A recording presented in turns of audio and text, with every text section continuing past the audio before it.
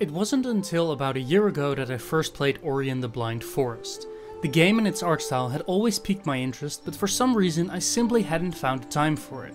I was so glad once I finally did, because Ori and the Blind Forest sparked my renewed interest into the Metroidvania revival and led me on to playing games like Guacamelee, Iconoclast, and of course Hollow Knight.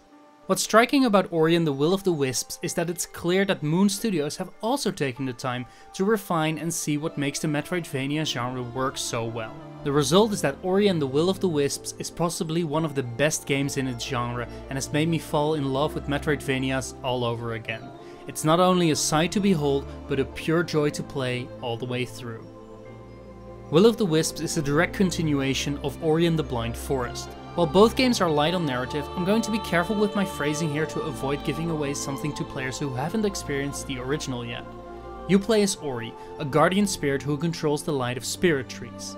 While going on an adventure, Ori gets separated from his friend Ku in a storm and has to find a way to save him.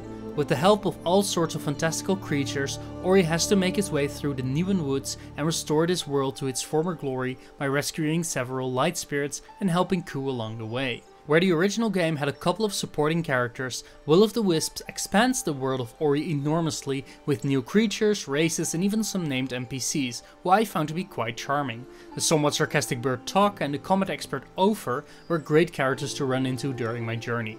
Much like the Blind Forest, Will of the Wisps is absolutely gorgeous. The world has this painterly art style that suits almost every environment you visit along the way. Many improvements to the visual style have been added, such as a larger variety of enemies, collectible objects, and a more natural way of discovering hidden caves and optional paths. There are visual details in the background and foreground that help guide and orient you throughout Niwen. Whether it's locations like the murky swamp or the old water wheel, visual clues are almost instinctive in how they remind you to return at later points with new abilities or how to best traverse these dangerous places. I was always eager to discover new pathways or dungeons just to see how they would visually stand out from earlier in the game. Be that the lush greens found in the forest, the warm light of the golden hour in the glades, or the death and decay in Shriek's lair, no place in Niwen feels quite the same. Accompanied by an absolutely haunting and beautiful orchestral soundtrack, this is a game that I found myself playing with others watching just because everything clicks together so well.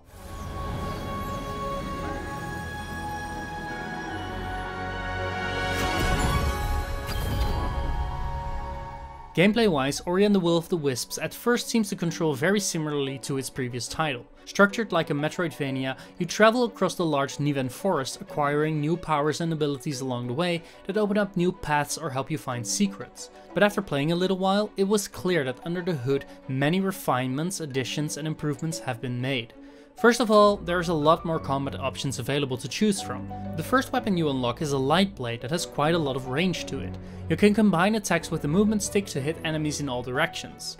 Unlike the orb Ori used in the first game, there are a lot more weapons available to switch up the gameplay. Some require the use of energy, while others can also be upgraded over time and have additional effects such as dealing fire damage or breaking specific platforms. While combat is important, what really made Ori stand out for me personally were the movement options. Ori moves quickly, fluently and I'd say gracefully through the woods. Samus Aran or the Knight from Hollow Knight almost feel clunky compared to the way that Ori dashes from tree to tree and clings to walls to progress. This movement is really something special and I feel is exemplified best by the return of one of my favorite moves in all of gaming, the bash. Once you unlock the ability early on, every enemy, attack and environmental object gets a new meaning. Holding down the L button while being near another object slows down time and allows Ori to bash said object in the opposite direction while flinging himself forward. This opens up so many ways to traverse the world it still baffles me. You can use enemy projectiles to return them to the opponent, or you can fling them towards barriers to break them to open up a new pathway. Need a boost to get to a higher ledge? How about a wall jump into a dash and finishing it up by bashing an enemy downward to give yourself some more lift? All actions, be it combat or movement, can be chained together to move incredibly quickly from one place to another.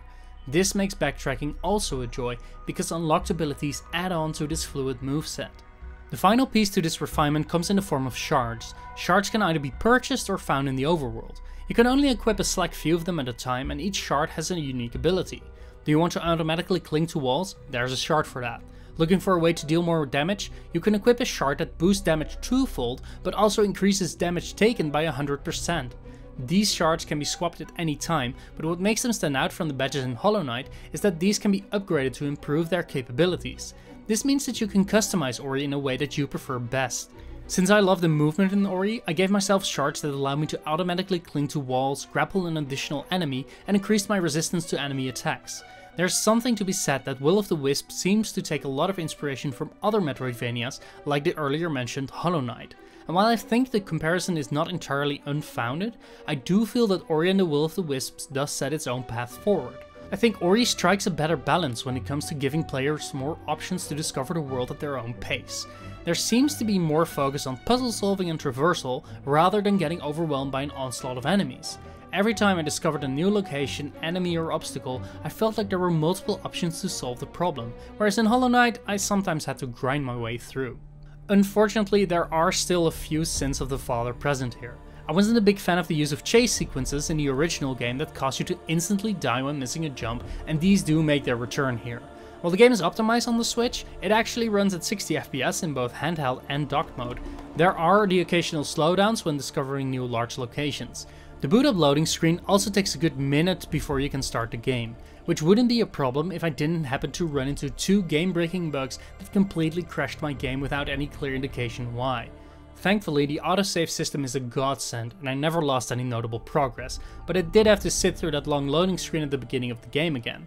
These were notable issues, but I am confident that these bugs can be fixed in due time. Comparatively to the launch on the Xbox One earlier this year, us Switch users seem to have gotten the better deal.